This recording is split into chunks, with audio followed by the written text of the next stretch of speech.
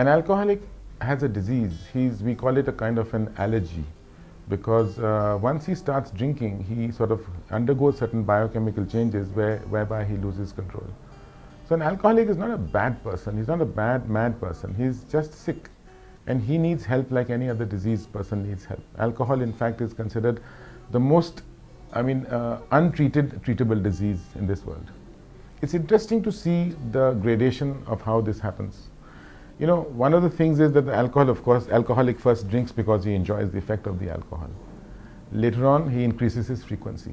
Then comes a stage where he increases his tolerance. That means he can keep drinking more and more and function the next day. It's only after this phase that he goes into the painful stage of the disease. Now, as time advances and as age advances, this tolerance actually decreases, which means that lesser amount is going to do the same thing, but the alcohol doesn't recognize that. And that's the time when a huge number of emotional and other crises will come up. Whether it's a personal crisis, or it's a marital crisis, or it's a legal crisis, or it's a financial crisis, these crises are bound to come, and they keep repeating themselves. By this time, the alcoholic has lost all perspective of the world. He becomes in a state of self-pity and resentment and denial and ambivalence and all that.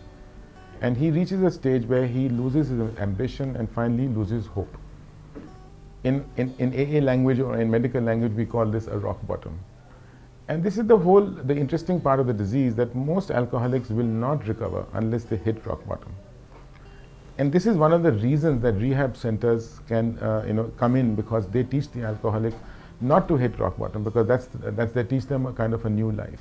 We in the medical profession actually call alcoholic a very cunning disease, because it convinces the alcoholic that he can drink like other people.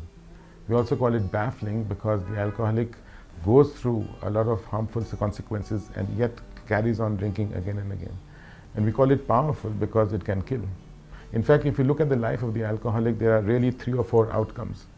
He either goes insane, or he becomes seriously unwell, or he does something which gets in trouble with the law, he dies, or he gives up drinking.